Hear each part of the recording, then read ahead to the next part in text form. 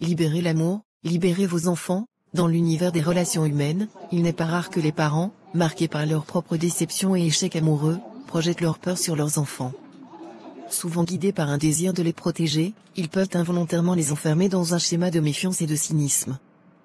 Pourtant, chaque individu mérite de découvrir l'amour par lui-même, sans porter le poids des expériences passées de ses parents. Ce scénario explore les conséquences de ces projections et la nécessité de laisser les jeunes vivre leurs propres expériences, libres de tout préjugé. Marie, mère de Sophie, 45 ans, a traversé des relations tumultueuses marquées par l'infidélité et la trahison. Sophie, fille de Marie, 22 ans, étudiante en psychologie, curieuse et ouverte d'esprit, commence à explorer l'univers des relations amoureuses. Jean, père de Lucas, 50 ans, divorcé, marqué par une séparation difficile où il a perdu confiance en l'amour. Lucas, fils de Jean, 23 ans, jeune cadre dynamique, en couple depuis peu, désireux de construire une relation saine. Cuisine familiale, fin de journée. Marie, les traits tirés, verse du café pour elle et Sophie. La lumière du soleil couchant éclaire doucement la pièce, créant une ambiance à la fois chaleureuse et mélancolique. Marie, avec un soupir. Tu sais, Sophie, l'amour peut être une chose merveilleuse, mais aussi extrêmement destructrice. J'ai tellement souffert à cause de tes pères et Marc. Je ne veux pas que tu traverses les mêmes épreuves. Sophie, prudemment, maman, je comprends que tu veuilles me protéger, mais chaque relation est différente. Ce n'est pas parce que tu as eu des expériences difficiles que je vais vivre la même chose. Marie, fixant son café, l'air préoccupé. C'est vrai, mais les hommes, ils promettent tant et donnent si peu. Tu devrais être très prudente avant de t'engager. Maman, tu sais, j'ai lu que parfois, en voulant trop protéger, on finit par transmettre nos propres peurs. Je veux vivre mes propres expériences, faire mes propres erreurs, apprendre par moi-même ce que l'amour signifie. Marie, après un silence, avec une voix tremblante. Je ne veux pas que tu sois blessée comme moi, c'est tout. Promets-moi d'être vigilante. Je te promets de faire attention, mais je te promets aussi de garder l'esprit ouvert. Je veux croire en l'amour, même si ça peut être risqué. Salon de Jean, un dimanche après-midi. Le match de foot à la télévision est en arrière-plan, mais l'atmosphère est tendue. Jean, amèrement. Tu vois ce joueur-là?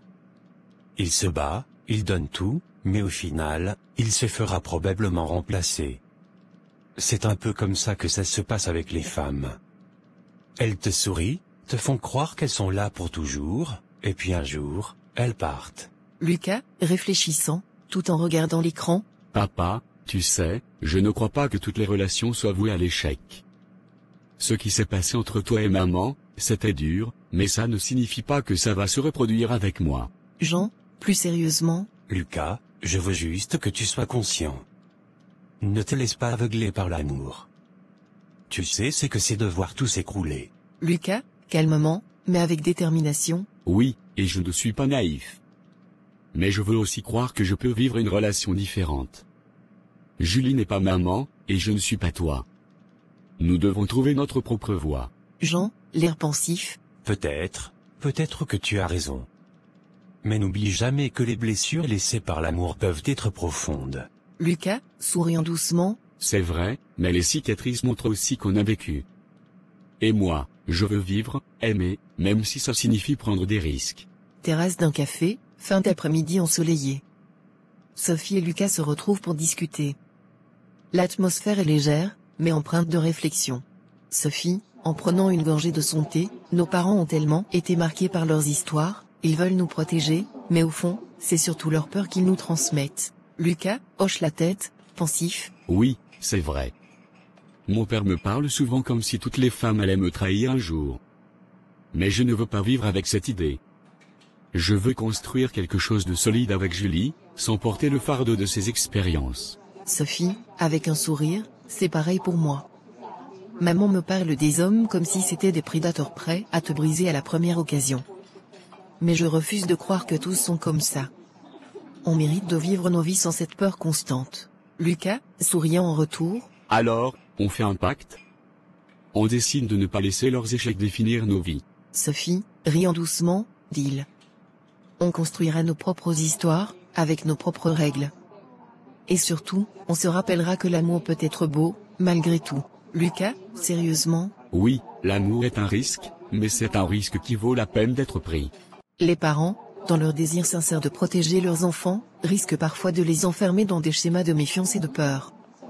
En transmettant leurs propres craintes et désillusions, ils peuvent involontairement empêcher leurs enfants de vivre pleinement leurs propres expériences amoureuses. Pourtant, chaque personne mérite de découvrir l'amour sans être alourdi par les échecs des générations précédentes.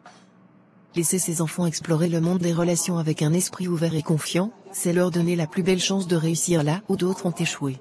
L'amour est un voyage incertain, mais il n'appartient à personne d'autre que vous de tracer votre propre route.